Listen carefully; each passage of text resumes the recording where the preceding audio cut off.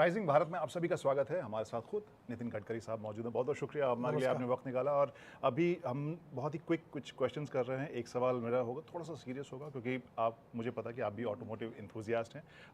कुछ एक सवाल हमारी जनता की तरफ से आए थे और एक इस राइजिंग भारत के बारे में पूछा। पहला सवाल तो जिस गाड़ी में आप उतरे हैं उसके बारे में ज़रा बताएँ। वो गाड़ी टोयोटो की इनोवा गाड़ी है, उसमें फ्लेक्स इंजन है। वो 100% पेट्रोल और 100% बायो इथेनॉल पे चलती है और 60% बिजली तैयार करती है। उसका एवरेज अगर पेट्रोल से तुलना करें तो पेट्रोल का रेट 25 रुपये लीटर आएगा।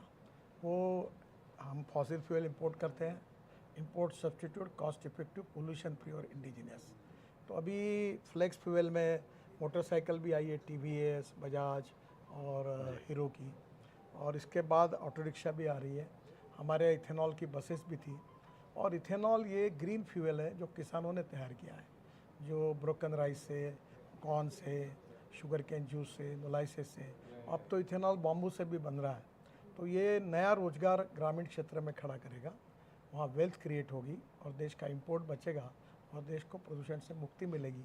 इसलिए मैं अल्टरनेटिव फ्यूल और बायो फ्यूल का बहुत प्रचार करते रहता हूँ। बिल्कुल। और आप जो है पूरे कार इंडस्ट्री, पूरे ऑटोमोटिव इंडस्ट्री को ड्राइव करते हैं, लेकिन खुद आप कौन सी गाड़ी चलाना सबसे ज़्यादा पसंद करते हैं? मैं हाइड्रोजन की गाड़ी में भी चलता हूँ यहाँ, जो उसका नाम है मिराई। Mirai means future.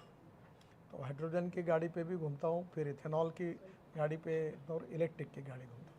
अब मैं पेट्रोल डीजल के गाड़ी में नहीं बैठता क्योंकि वैसे मैं बुलेट प्रूफ, क्योंकि मैं Z+ में हूँ, तो मेरे साथ वो बुलेट प्रूफ गाड़ी है, वो अभी तक इसमें नहीं बनी है। पर मैं प्रायोरिटी वाइज अल्टरनेटिव फ्यूल और बायो फ्यूल को यूज़ करता हूँ। और एक इम्पॉर्टेंट चीज़ है कि 16 करोड़ का फॉसिल फ्यूल इंपोर्ट करना, ये देश की इकोनॉमी को जैसे बड़ा चैलेंज है, उससे भी बड़ा चैलेंज है कि air pollution and water pollution हमारी सबसे बिग कंसर्न है।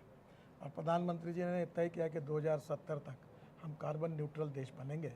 इसलिए किसी भी स्थिति में हमको अल्टरनेटिव फ्यूल और बायो फ्यूल की तरफ जाना चाहिए। अब इलेक्ट्रिक की वेटिंग लिस्ट शुरू हो गई है। मैं 5 साल के अंदर ट्रांसपोर्ट मंत्री करके उम्मीद करता हूँ कि देश के सब शहरों की बसेस इलेक्ट्रिक भी होंगी। एक सवाल थोड़ा सा इंडस्ट्री से जुड़ा हुआ है क्योंकि मैं उस इंडस्ट्री से को कवर करता हूँ। जो स्ट्रॉन्ग हाइब्रिड गाड़ियाँ हैं उसके ऊपर जो टैक्सेशन की बात शायद सोची जा रही थी, पहले जो स्ट्रॉन्ग हाइब्रिड या हाइब्रिड गाड़ियाँ आती थी, अभी जो आई हैं, दोनों में फ़र्क है। तो क्या उसके ऊपर भी हम देखेंगे कम होते हुए टैक्स? मैं आपको निश्चित रूप से ये बात बताना चाहूँगा कि इलेक्ट्रिक पर 5% GST है और ये जो हाइब्रिड है इसके ऊपर 48% है जी। और आने वाले समय में ये लगभग इलेक्ट्रिक जैसी है क्योंकि 60% तो बिजली पे चल रहा है जी।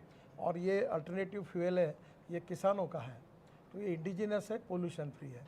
तो मैंने वित्त मंत्री जी को भी रिक्वेस्ट की है कि GST काउंसिल में आप बात करके ये अगर 12% होगा तो ये इंडस्ट्री बहुत चलेगी, जिससे देश का इंपोर्ट कम होगा और प्रदूषण में कमी आएगी। और हमारी ऑटोमोबाइल इंडस्ट्री वैसे भी, मैं जब मंत्री बना तो 7वें नंबर पे थी, 7.5 लाख करोड़ का उसका टोटल साइज़ था।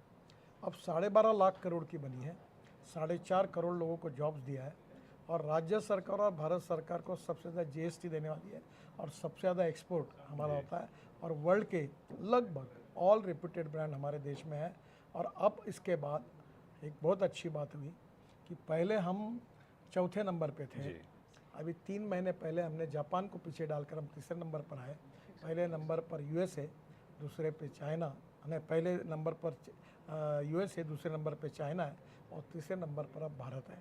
और मेरा विश्वास है कि 5 साल के अंदर ऑटोमोबाइल मैन्युफैक्चरिंग हब के रूप में हम नंबर 1 पर पहुंचेंगे और निश्चित रूप से हमारा एक्सपोर्ट, एम्प्लॉयमेंट क्रिएशन, इसमें ये इंडस्ट्री बहुत अच्छा काम करेगी। बहुत बढ़िया। एक अब जनता का सवाल है सर, कि वो जानना चाह रहे थे, जो बहुत सारे कमेंट्स भी हमें आए, कि जो रॉन्ग साइड ड्राइविंग करने वाले हैं, जो हाई बीम पर चलाने वाले हैं, उनके लिए आप क्या इलाज सोच रहे हैं? देखिए, ये तो दुर्भाग्य है और मैं स्वीकार करता हूँ कि हमारे देश में 1.5 लाख मौतें होती थी, अब 1,68,000 मौतें हो रही है। और विशेष रूप से इसका कारण जो है, और मरने वालों में भी 18 से 34 एज ग्रुप में 65% है और ये बहुत दुर्भाग्यपूर्ण है। इसमें जो है कि ह्यूमन बिहेवियर, यही सबसे बड़ी समस्या है। जब तक लोग रूल्स ऑफ द रोड का पालन नहीं करेंगे, सिग्नल दिखेंगे तो रोकेंगे नहीं, गाड़ी चलाते समय मोबाइल पर बात नहीं करेंगे और लेन डिसिप्लिन का पालन करेंगे, ये जब तक ठीक से नहीं हो पाएगा उस समय तक एक्सीडेंट कम नहीं होंगे। और इसमें हम मीडिया का भी सहयोग ले रहे हैं, एजुकेशन इंस्टीट्यूशन में भी जा रहे हैं, प्रोग्राम भी कर रहे हैं और लोगों का माइंड सेटअप उसको बदलने की कोशिश कर रहे हैं, जिसमें आप लोगों का भी बड़ा सहयोग चाहिए। बहुत बहुत शुक्रिया सर, आपने हमारे लिए वक्त